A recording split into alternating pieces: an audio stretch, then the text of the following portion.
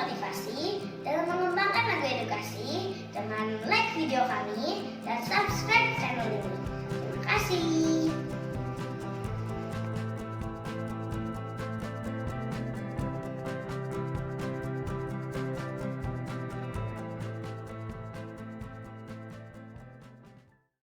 Hai teman-teman, jumpa kembali bersama saya Kak ZP. Pada seminar kali ini kita akan membahas tentang tugas daring menyenangkan agar tidak menjadi beban. Dan ini akan dikhususkan bagi anak-anak usia dini, namun juga bisa dipraktekkan untuk anak-anak usia sekolah dasar kelas 1-3 karena mereka juga masih membutuhkan bimbingan, bantuan dari guru dan orang tua ya, masih membutuhkan banyak bimbingan. Baik, pemberian tugas kepada anak-anak PAUD ya kadang masih menjadi pro kontra ya.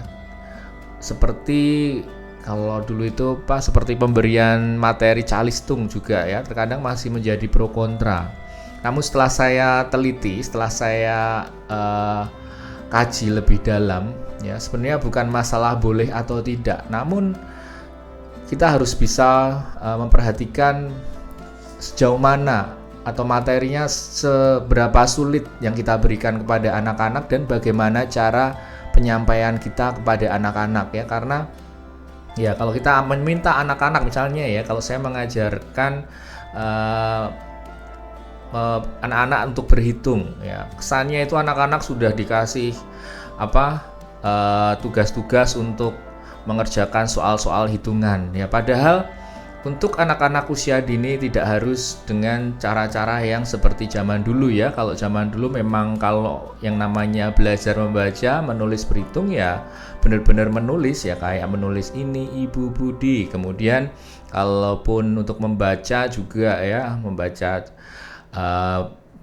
beberapa kalimat gitu ya dalam satu buah buku, satu paket buku bahkan ya, sampai berjilid-jilid seperti itu, atau mengerjakan tugas soal-soal hitungan ya. Padahal bila kita berbicara tentang pembelajaran membaca, menulis, berhitung bagi anak-anak usia dini, itu tidak harus dengan aktivitas-aktivitas yang banyak dilakukan pada zaman dahulu ya. Pendidikan kita tentu saja terus berkembang dan tentu saja banyak para peneliti, para pendidik yang kreatif dan para praktisi pendidikan yang mencoba untuk memberikan solusi dalam hal ini ya. Jadi sekarang sudah banyak itu ditemukan kartu-kartu belajar membaca, kemudian metode-metode pembelajaran membaca dan berhitung dengan cara yang menyenangkan, ada yang dengan dongeng, lagu, maupun dengan alat-alat peraga yang menyenangkan bila dimainkan anak-anak ya. Begitu juga dalam pemberian tugas kepada siswa, jadi bukan masalah boleh atau tidak, namun tugas yang seperti apa sih yang bisa kita berikan kepada siswa sehingga anak-anak didik itu juga akan merasa senang, namun juga mendapatkan pengalaman, pengetahuan, dan terjadi perkembangan yang baik dalam karakter, keterampilan, dan kecerdasan mereka. Nah, tentu saja pemberian tugas ini jangan sampai memberatkan anak-anak didik ya.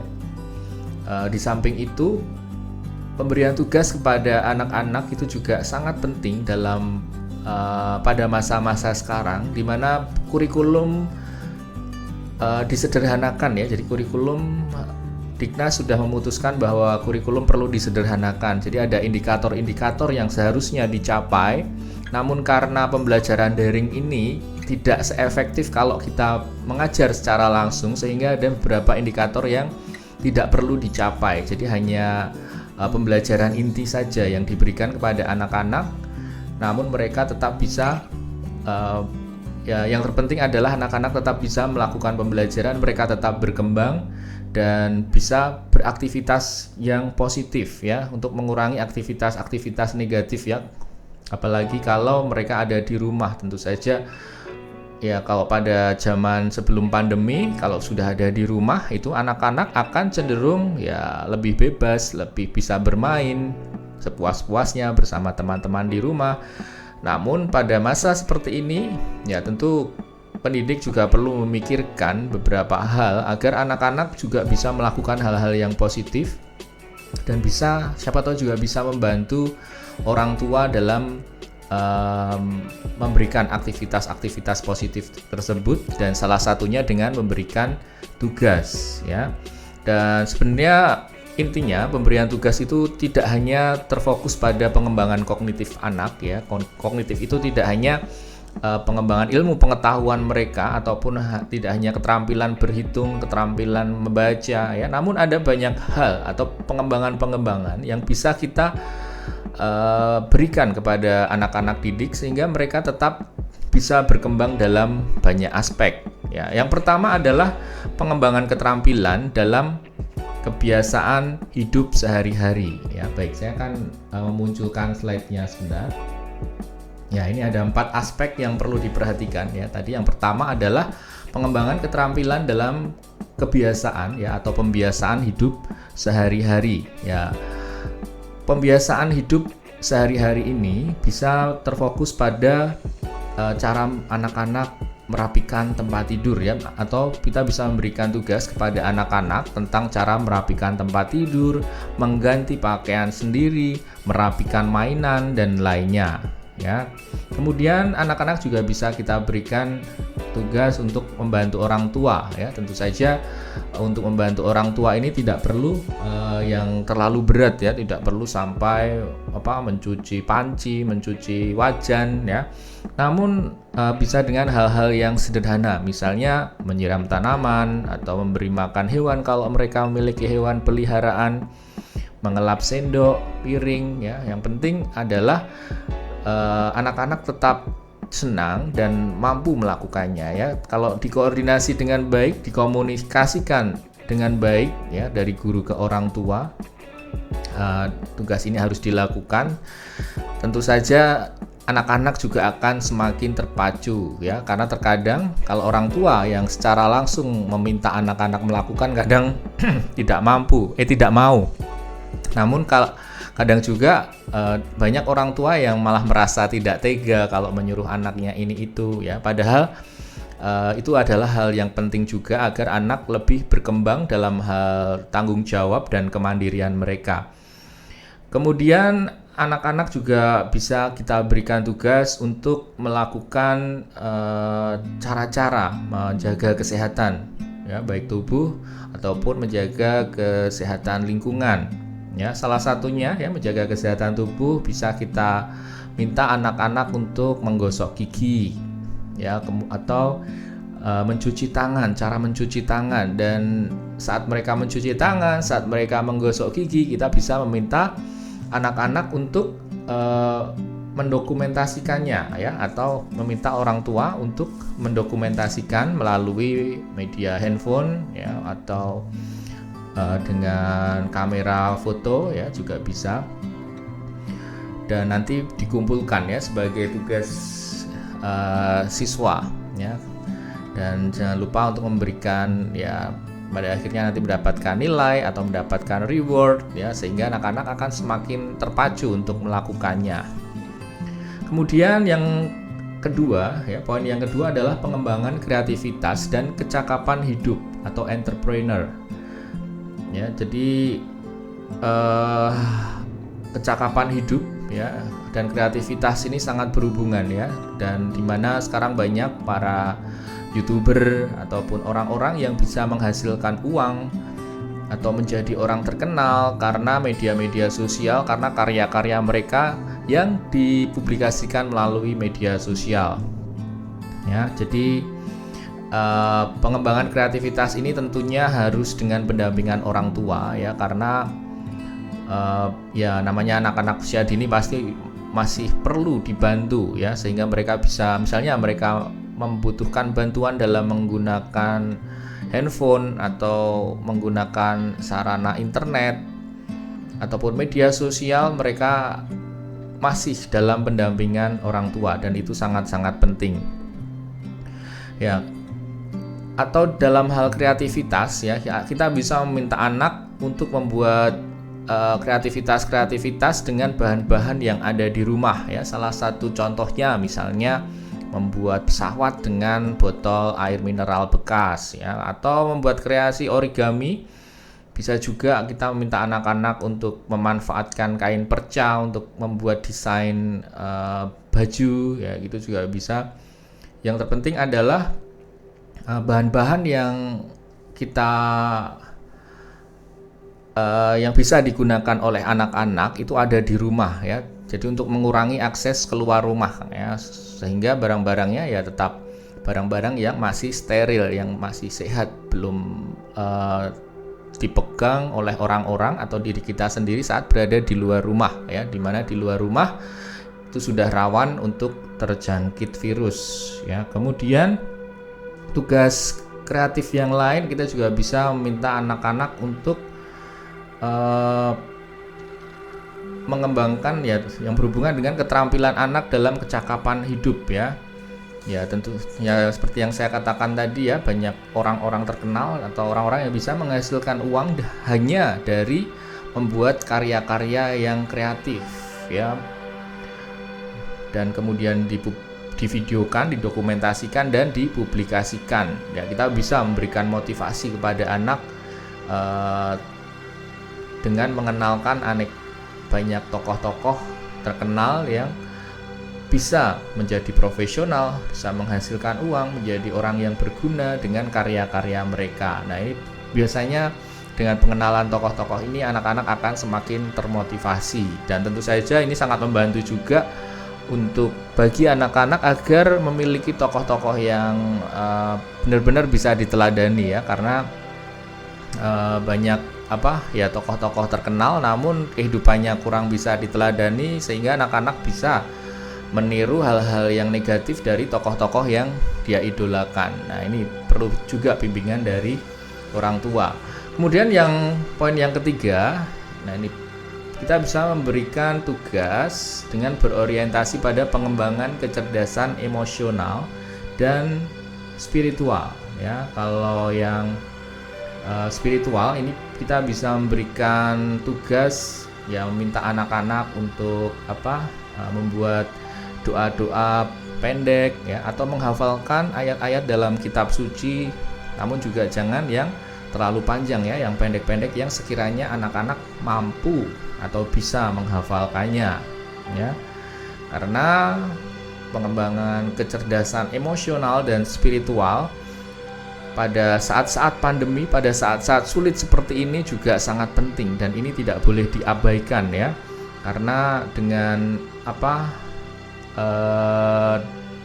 dengan pengembangan kecerdasan emosional dan spiritual ini, anak-anak akan lebih mampu untuk mengelola emosi mereka. Mereka akan lebih mampu untuk lebih berbahagia, lebih mendapatkan kekuatan, mendapatkan ketabahan, kesabaran ya. Ya seperti kita tahu, bila kita selalu dekat dengan Tuhan, maka kita juga akan merasakan kedamaian, ya, merasakan sukacita, merasakan kebahagiaan seperti itu ya. Dan hal ini juga perlu diperhatikan di setiap sekolah, baik yang kalau yang sekolah berbasis agama biasanya ini sangat diperhatikan. Namun yang sekolah-sekolah yang tidak berbasis agama ya, yang lebih umum, biasanya saya hanya mengingatkan, semoga semuanya juga sudah memperhatikan pengembangan kecerdasan ini ya, pengembangan kecerdasan baik emosional dan spiritual. Kemudian poin yang keempat adalah pengembangan seni ya. Jadi ada banyak seni yang bisa dikembangkan anak ya. Sebenarnya pengembangan seni ini hampir sama dengan pengembangan kreativitas dan kecakapan hidup ya. Namun seni ini memiliki kriteria yang lebih luas ya sebenarnya ya, lebih luas, karena seni ada berbagai macam, yaitu ada seni rupa, seni gerak, kemudian seni sastra ya, atau seni suara juga ada, seni musik ya, ada banyak sekali ya. Dan biasanya kesenian-kesenian ini nantinya bisa diolah secara kreatif ya. Jadi kalau kita hubungkan dengan poin kedua itu juga bisa ya, dan menjadi media untuk menghasilkan uang atau menjadi profesional, seseorang yang profesional ya. Karena kesenian sekarang juga bisa menjadi profesi ya, tidak hanya sekedar hobi atau minat saja. Namun kalau dikembangkan dengan secara serius, tentu saja ini juga akan sangat berguna bagi anak-anak ya. Jadi pengembangan kesenian ini juga bisa menjadi salah satu pilihan karena anak-anak biasanya sangat menyukai seni ya. Ya. Kemudian beberapa contoh tugas yang bisa kita berikan kepada anak-anak dalam bidang seni ini, yaitu bisa kita minta mereka bernyanyi ya. Tentu saja kalau kita minta anak-anak bernyanyi, jangan lupa untuk meminta mereka menyanyikan lagu-lagu yang edukatif ya. Jadi tidak sembarangan lagu atau lagu-lagu asal lagu-lagu itu lagu yang anak-anak suka dan menjadi hits. Nah, itu tentu saja harus kita hindari juga ya. Jadi kita harus memilihkan lagu-lagu yang sekiranya pantas dan cocok dinyanyikan oleh anak-anak ya. Kemudian bisa juga menari ya, membaca puisi ya. Sekali lagi kalau menari juga ya diperhatikan gerakan-gerakannya ya, supaya anak-anak tidak menggunakan media-media semacam gerak dan lagu namun gerakan-gerakannya kurang sopan ya, yang itu bisa banyak kita temukan di aplikasi TikTok ya. Ya memang tidak semuanya jelek, namun ya ada banyak ya, malahan ya banyak gerak dan lagu ya, hampir sama dengan gerak dan lagu namun dengan gerakan-gerakan yang kurang sopan. Dan tentu saja guru harus bisa membimbing anak-anaknya untuk memilih lagu-lagu atau gerak dan lagu yang sesuai dengan perkembangan anak. Dan kita juga bisa mengkombinasikan antar bidang seni ya. Misalnya pada seni seni peran ya, misalnya seni peran dengan seni musik ya, kita juga bisa biarkan mereka untuk memperkenalkan diri mereka, kemudian menyanyikan lagu sesuai dengan tema pembelajaran. Atau kita juga bisa mengkombinasikan sentra peran dengan aspek pengembangan karakter anak ya. Nah, ini bisa kita kombinasikan juga, misalnya bagaimana cara mengucapkan salam saat masuk rumah, saat keluar rumah, kemudian saat mereka meminta maaf, saat mereka berjalan di depan orang tua. Nah, ini bisa didokumentasikan ya, sehingga anak-anak lebih termotivasi untuk mengerjakan tugas tersebut.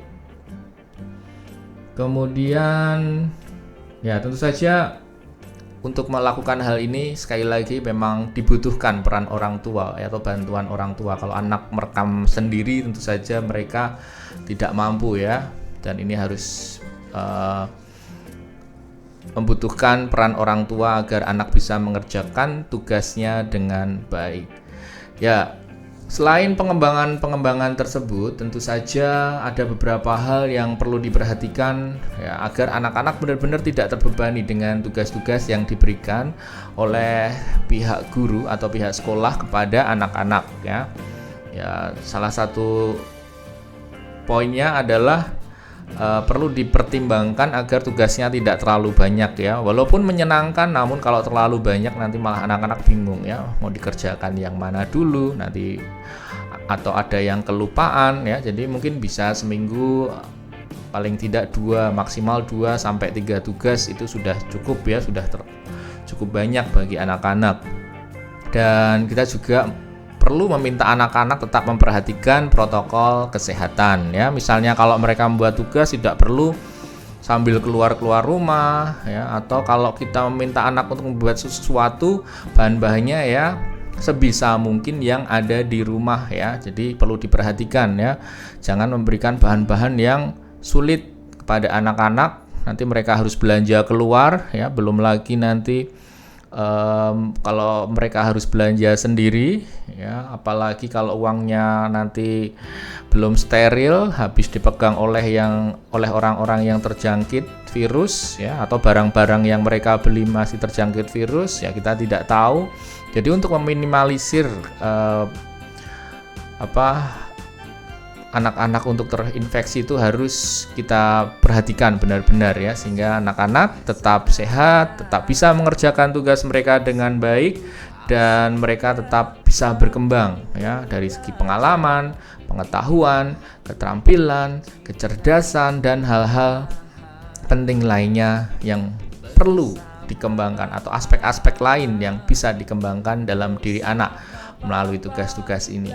Ya, dan semoga teman-teman semua baik guru dan orang tua juga akan semakin memiliki kerjasama yang baik lagi, sehingga apapun tugas-tugas, apapun materi pembelajaran yang diberikan oleh guru kepada anak-anak benar-benar bisa efektif dan memberikan perkembangan yang baik, meskipun beberapa indikator mungkin belum sesuai dengan kurikulum dalam situasi normal ya, tetapi tetap optimis ya, walaupun dalam keadaan sulit, selama kita tetap semangat melakukan kerjasama yang baik guru dan orang tua, tentu saja anak-anak tetap mampu berkembang dengan baik. Terima kasih teman-teman, terima kasih atas kunjungan dan kebersamaan pada hari ini, dan jangan lupa untuk subscribe ya channel YouTube saya. Ini ada di sebelah mana ini, kiri ya, sebelah kiri saya ini ada Kak ZP Laku Edukasi. Silahkan nanti di subscribe atau share video saya ini. Kemudian jangan lupa untuk bergabung juga di forum TK dan PAUD. Di sana ada teman-teman, para pendidik, orang tua yang memiliki anak usia TK dan PAUD. Ada di sana, ada banyak sekali, dan kita sering berdiskusi dan berbagi pengalaman baik melalui media YouTube maupun media-media lainnya. Kemudian jangan lupa pula untuk follow Instagram saya Kak ZP Official, dan jangan lupa untuk berkunjung ke website saya kakzp.com. Terima kasih teman-teman, sampai jumpa kembali.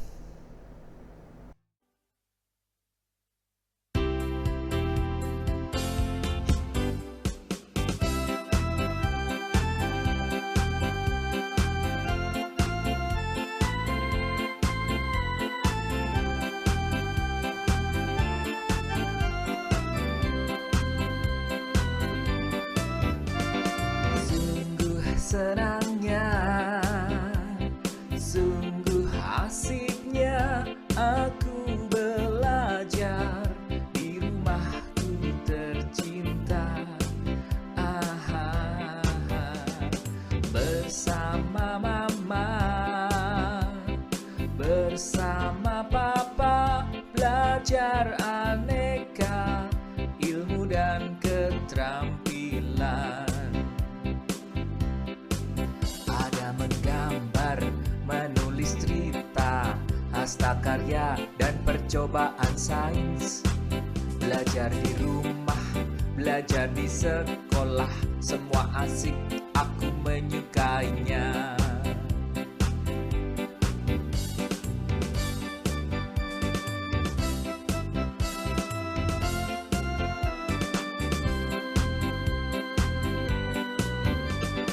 Sungguh senangnya, sungguh asiknya aku belajar di rumahku tercinta. Bersama mama, bersama papa, belajar aneka ilmu dan keterampilan. Gambar, menulis cerita, hasta-karya dan percobaan sains. Belajar di rumah, belajar di sekolah, semua asik, aku menyukainya. Semua asik, aku menyukainya. Semua asik, aku menyukainya.